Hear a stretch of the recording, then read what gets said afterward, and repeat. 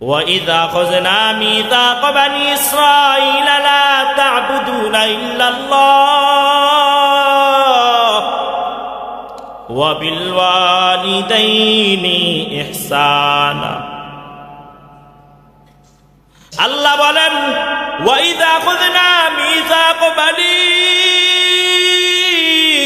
إِسْرَائِيلَ لَا تَعْبُدُونَ إِلَّا اللَّهَ, বনি ইসরাইলের কাছ থেকে আমি ওই অঙ্গীকার নিলাম, লা তা'বুদুনা ইল্লাল্লাহ, তোমরা আল্লাহ ছাড়া কারো ইবাদত করবা না, ওয়া বিল ওয়ালিদাইনি ইহসানা, এবং পিতা মাতার প্রতি সদাচরণ করবে। 26 নম্বর পারা সূরাতুল আহকাফ, দ্বিতীয় নাম্বার পৃষ্ঠার শেষে দিয়া একটা আয়াত আছে। আয়াতের মধ্যে আবার আমাদেরকে বলেন ওয়া ওয়াসাইনাল ইনসানা বিওয়ালিদাইহি ইহসানা হামালাতু উম্মুহু কুরহান ওয়া ওয়াদাআতহু কুরহান। আল্লাহ বলেন ওয়া ওয়াসাইনাল ইনসানা বিওয়ালিদাইহি ইহসানা, আমি মানুষদেরকে আদেশ করলাম মানুষ যেন পিতা মাতার সহিত সদাচরণ করে। হামালাতু উম্মুহু কুরহান ওয়া ওয়াদাআতহু কুরহান, বিশেষ করে আল্লাহ মায়ের কথা বললেন, কারণ একটা মা সন্তানকে পেটে ধারণ করার কষ্ট সহ্য করে, একটা মা সন্তানকে প্রসব করার কষ্ট সহ্য করে। এজন্য আল্লাহ মায়ের কথা বললেন যে তোমরা মায়ের সাথে সদাচরণ করো, বাবার সাথে সদাচরণ করো। সূরাতুল লুকমানের 14 নম্বর আয়াতের মধ্যে আল্লাহ আবার বলতেছেন যে ওয়া ওয়াসাইনাল ইনসানা বিওয়ালিদাইহি হামালাতু উম্মুহু ওয়াহনান আলা ওয়াহন। আল্লাহ আবার বলেন যে আমি মানুষকে আদেশ করলাম মানুষ যেন পিতা মাতার আনুগত্য করে।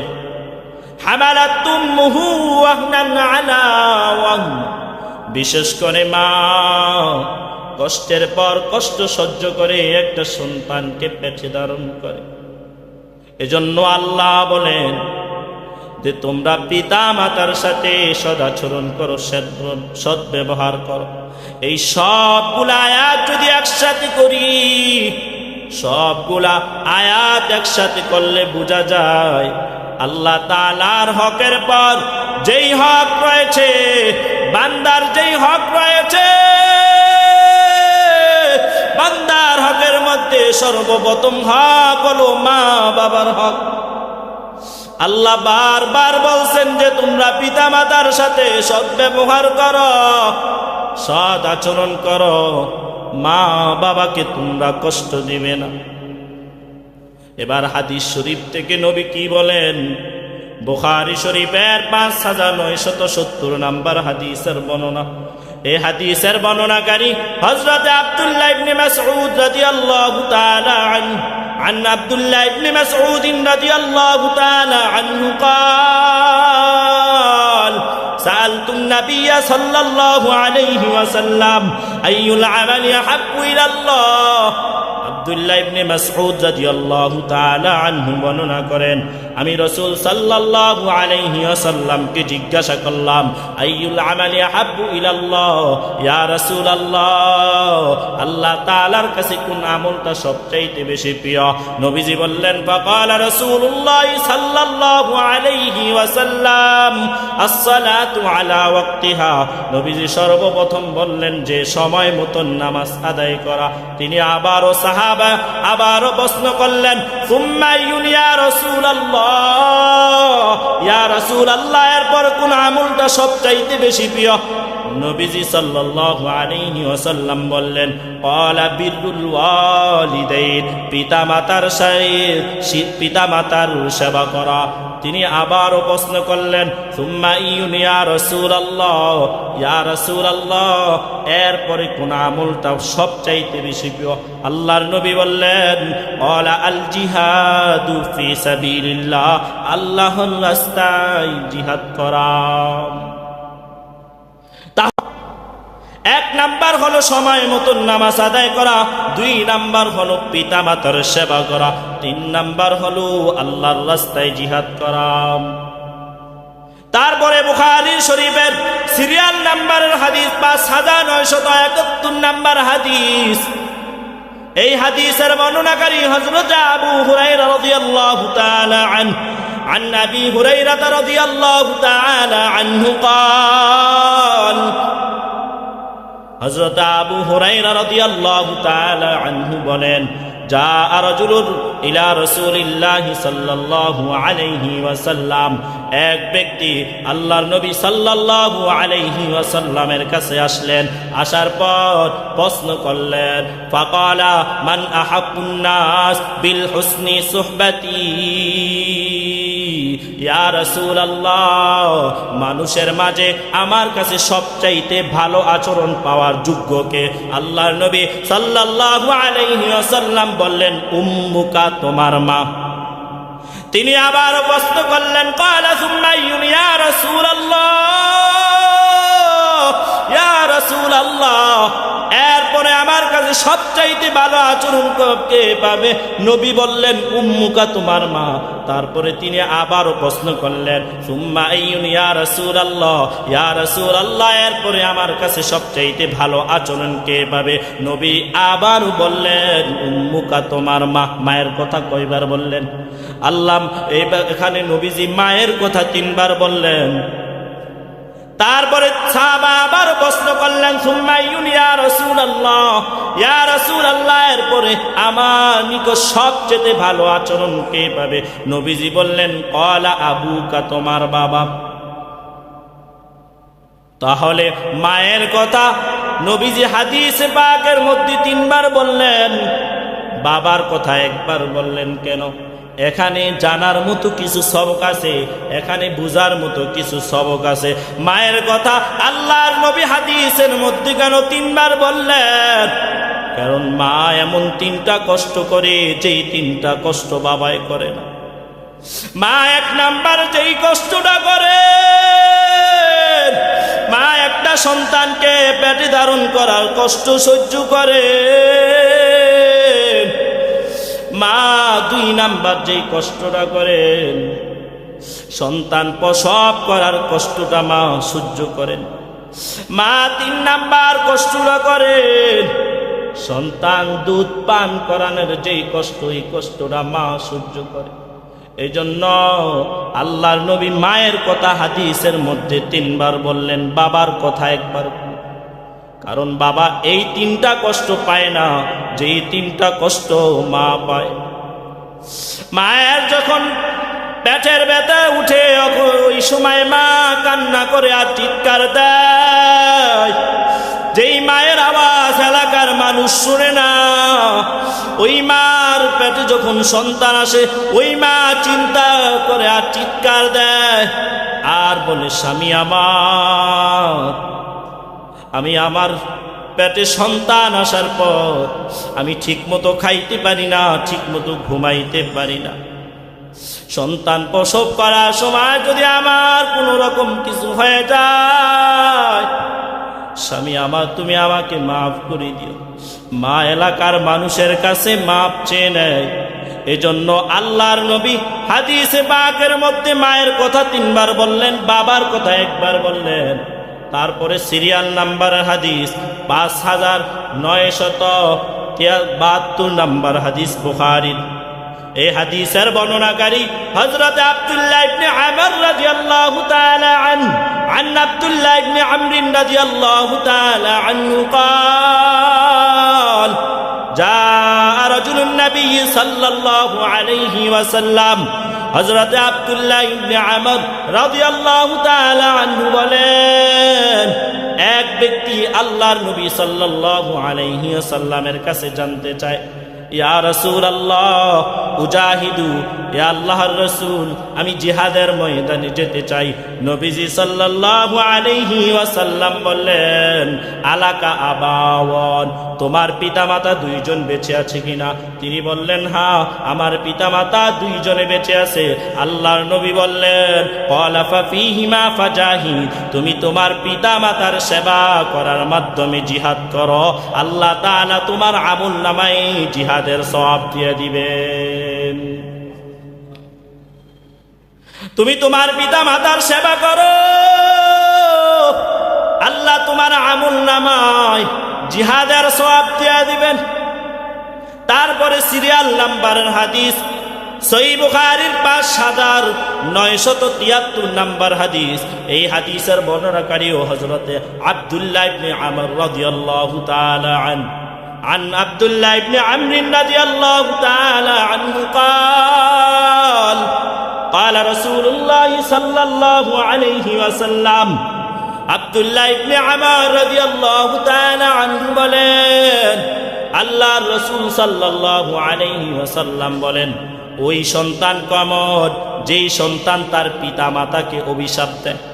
নবীজি বলেন, ওই সন্তান বড় খারাপ। কি বলছেন? ওই সন্তান বড় খারাপ যে সন্তান তার পিতামাতাকে অভিশাপ দেয়।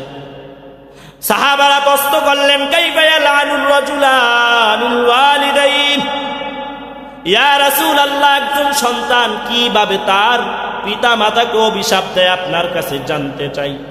আল্লাহর নবী বললেন, ফায়াসুব্বুর রাজুল ওয়া ইয়াসুব্বুর রাজুল ফায়াসুব্বু আবা ওয়া ইয়াসুব্বু উম্মাহ। এক ব্যক্তি আপনার বাবাকে গালি দিছে, আপনি আবার কি করছেন? ওই তার বাবাকে গালি দিছেন। অর্থাৎ আমি আপনার বাবাকে গালি দিলাম, আপনি আমার বাবাকে গালি দিলাম, তার মানে আমি আমার বাবাকে গালি খাওয়াইলাম। নবী বলেন, ওই সন্তান বড় খারাপ। শেষ হাদিস বলি, সময় শেষ, যেহেতু শেষ একটা হাদিস বলি। তিরমিজি শরীফের 1905 নাম্বার হাদিসের বর্ণনা, যে হাদিসটা আমি খুতবার মধ্যে তেলাওয়াত করেছি। এই হাদিসের বর্ণনাকারী হযরত আবু হুরায়রা রাদিয়াল্লাহু তাআলা عن أبي هريرة رضي الله تعالى عنه قال رسول الله صلى الله عليه وسلم, হযরত আবু হুরায়রা রাদিয়াল্লাহু তাআলা আনহু বর্ণনা করেন, রাসূল সাল্লাল্লাহু আলাইহি ওয়াসাল্লাম বলেছেন, সালাসাতুন দাওয়াতুন মুস্তাজাবাতিন লা শাক্কা ফী, দাওয়াতুল মাজলুমি ওয়া দাওয়াতুল মুসাফিরি ওয়া দাওয়াতুল ওয়ালিদাইনি ওয়ালাদি। হযরতে আবু হুরায়রা রাদিয়াল্লাহু তাআলা আনহু বলেন, রাসূল সাল্লাল্লাহু আলাইহি ওয়াসাল্লাম বললেন, তিন ব্যক্তির দোয়া নিঃসন্দেহে কবুল হয়ে যায়। কয় ব্যক্তি? তিন ব্যক্তির দোয়া নিঃসন্দেহে আল্লাহর দরবারে কবুল হয়ে যায়। এক নাম্বার হলো দাওয়াতুল মাজলুমি, এক নাম্বার হলো মাজলুমের দোয়া। দুই নাম্বার হলো দাওয়াতুল মুসাফির, দুই নাম্বার মুসাফিরের দোয়া। তিন নাম্বার হলো দাওয়াতুল ওয়ালিদাইনি ওয়ালাদি, তিন নাম্বার হলো পিতামাতার দোয়া। এই তিন ব্যক্তির দোয়া আল্লাহর দরবারে কবুল হয়ে যায়। জাআলাশ শামসা ওয়াল কমার বিহুসবান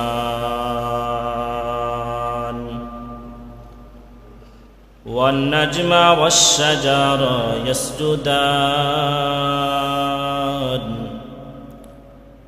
ওয়া ফাদ্দালা জামানান আলা জামান كما فضل مكانا على مكان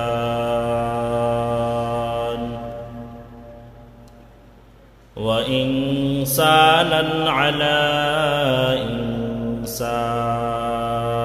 إنسان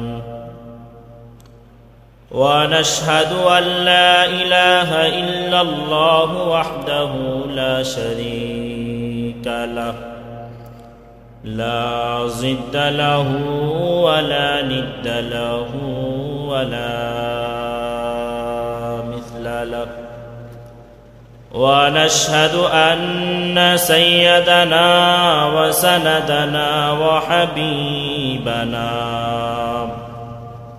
وحبيب ربنا وطبيبنا وطبيب قلوبنا ومولانا محمدا عبده ورسوله أرسله الله تعالى بالحق بشيرا ونذيرا وداعيا إلى الله بإذنه وسراجا منيرا أما بعد فأعوذ بالله من الشيطان الرجيم بسم الله الرحمن الرحيم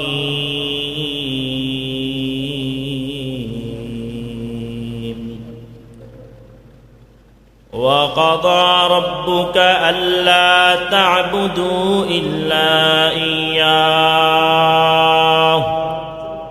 وبالوالدين إحسانا إما يبلغن عندك الكبر أحدهما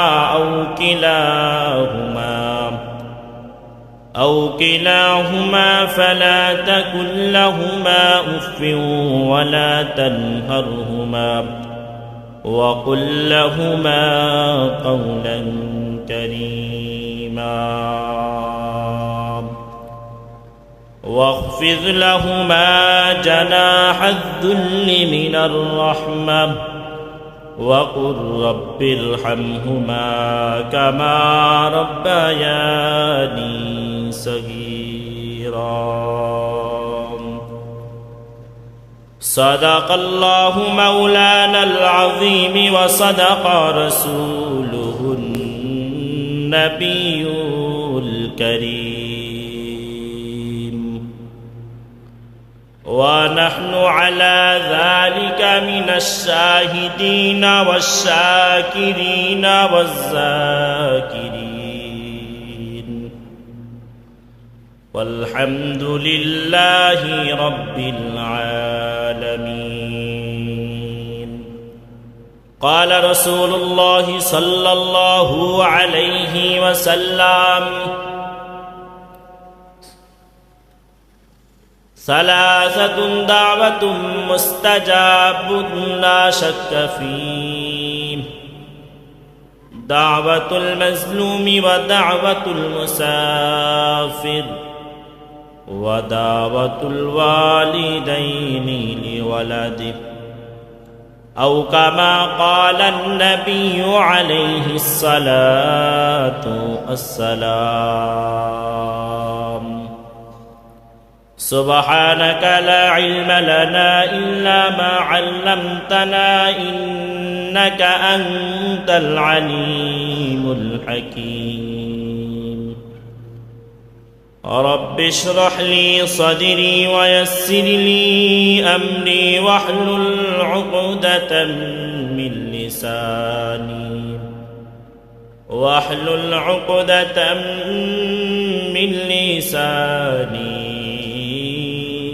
يفقه قولي سورج نے دیا اپنے شعاعوں کا یہ پیغام سورج نے دیا اپنے شعاعوں کا یہ پیغام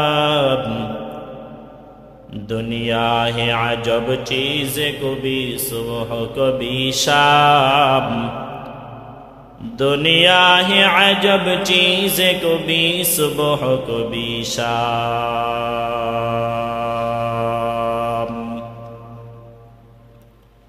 دنیا میں ہو دنیا کا طلبگار نہیں ہو،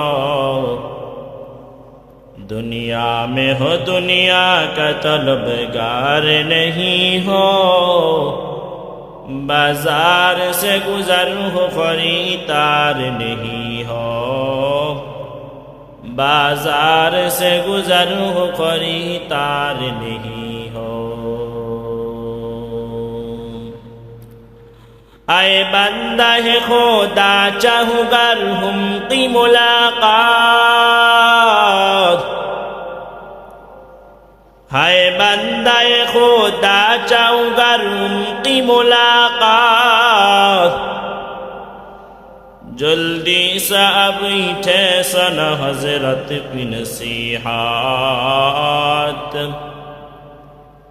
جلدی سے بیٹھے سن حضرت کی نصیحت۔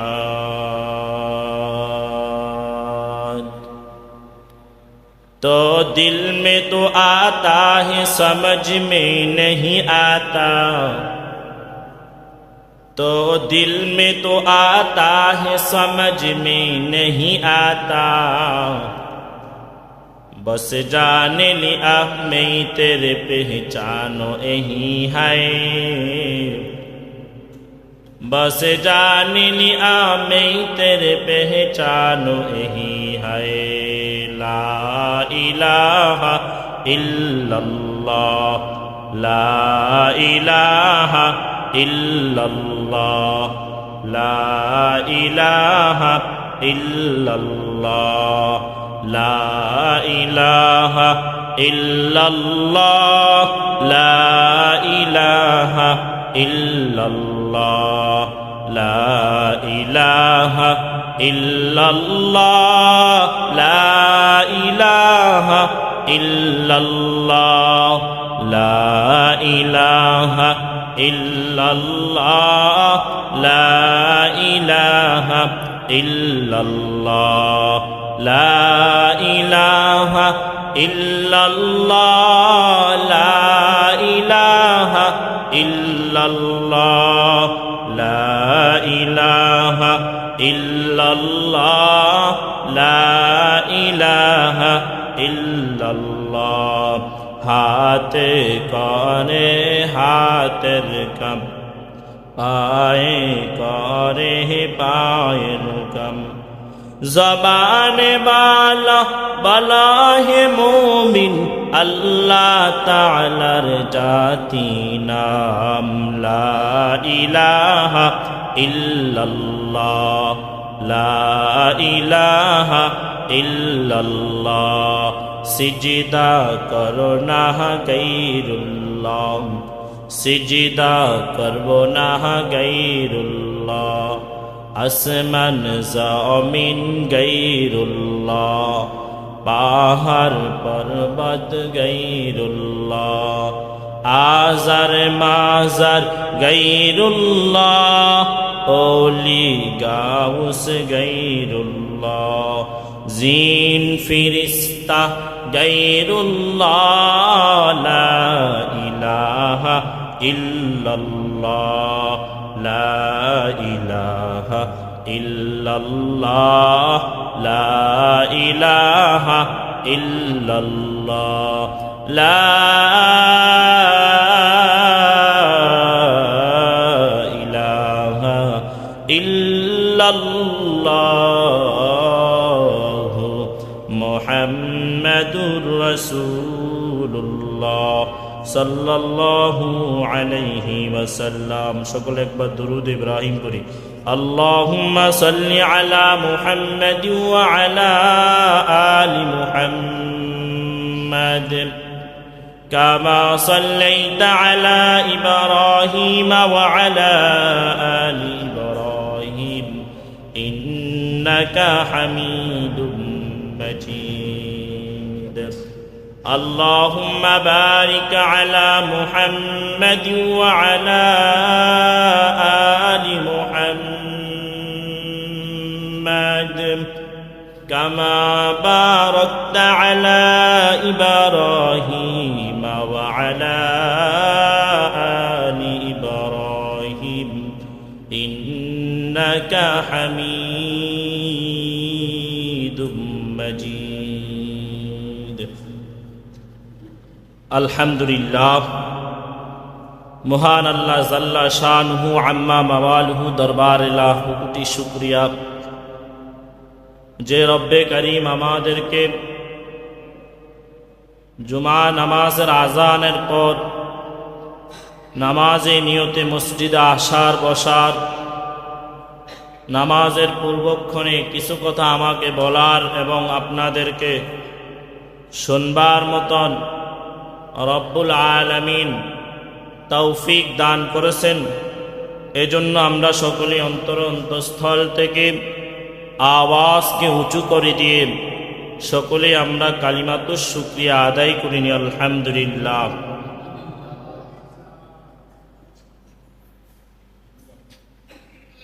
রব্বে কারীমের দরবারে আমরা আরো শুকরিয়া আদায় করি, যিনি আমাদেরকে হাজারো হাজারো হাজারো মাখলুকাত থেকে যাচাই বাছাই করে রব্বে করিম আমাদেরকে মানুষ বানাইয়া দুনিয়ার মধ্যে আল্লাহ পাঠাইছেন। এই জন্য আমরা আবারও রব্বে করিমের দরবারে শুকরিয়া আদায় করিনি আলহামদুলিল্লাহ। আচ্ছা, আমরা যে এখানে আসছি, আমরা কি গায়ে জোরে আসছি না আল্লাহ আমাদেরকে দয়া করে নিয়ে আসছেন? আল্লাহ আমাদেরকে দয়া করেছেন দেখে আমরা আসতে পেরেছি, এই জন্য আমরা খুশি না? আমরা যেহেতু খুশি, এই জন্য আল্লাহকে অন্তরে থেকে একটা কথাই আমরা আল্লাহকে বলি, আল্লাহ আপনি আমাদেরকে যেহেতু আপনার ঘর মসজিদে নিয়ে আসছেন, আপনি আমাদেরকে এমনভাবে ফিরাইয়া দিয়েন যেন আমাদের আমলনামায় কোনো গুনাহ না থাকে। সকলে পড়ি আমিন। সূরা বনী ইসরাইলের 23 এবং 24 নম্বর এই দুই আয়াতের মধ্যে আপনার এবং আমার প্রতি পিতামাতার জন্য 6টা হক, 6টা কর্তব্য আমাদের রয়েছে। 6টা দৃষ্টান্ত আল্লাহ এই আয়াতের মধ্যে জানিয়ে দিয়েছেন। সর্বপ্রথমে আল্লাহ বলেন ওয়াবিল ওয়ালিদাইনি ইহসানা।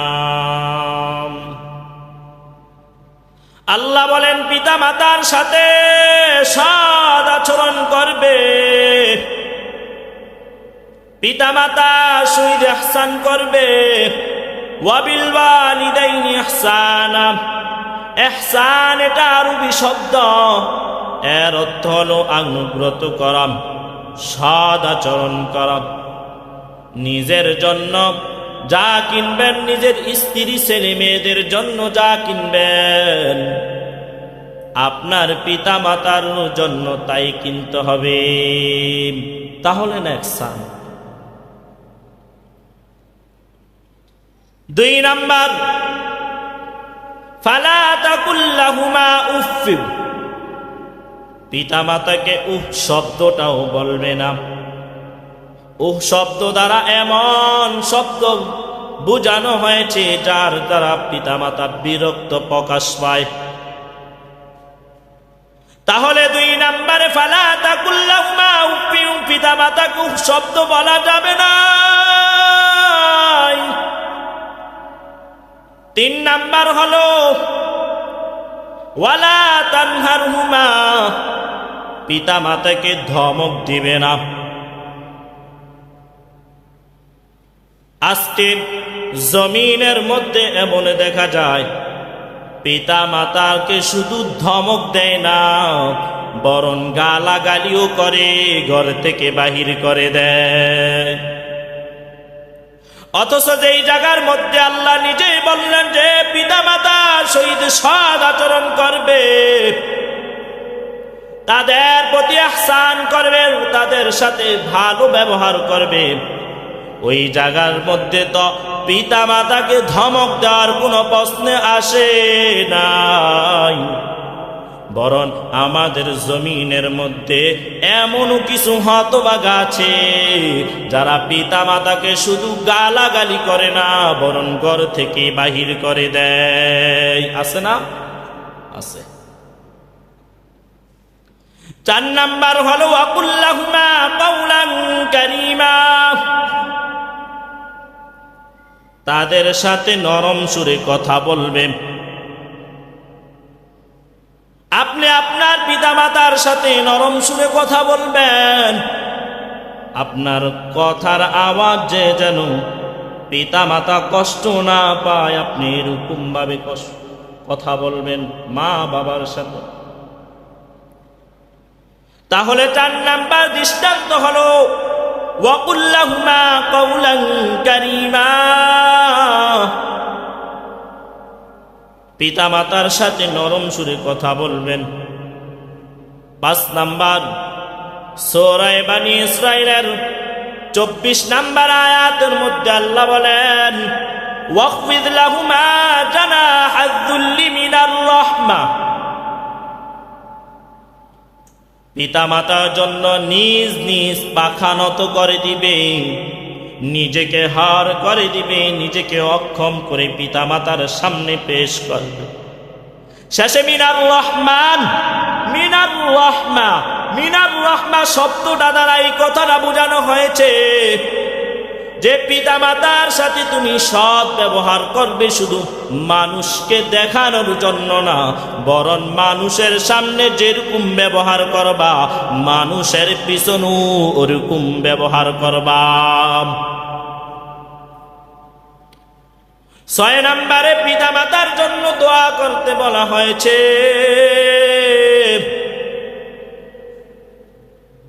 ওয়াকুর রাব্বিরহামহুমা কামা রব্বায়ানি সগীরা, বলো হে পালন কর্তা, হে আমার রব,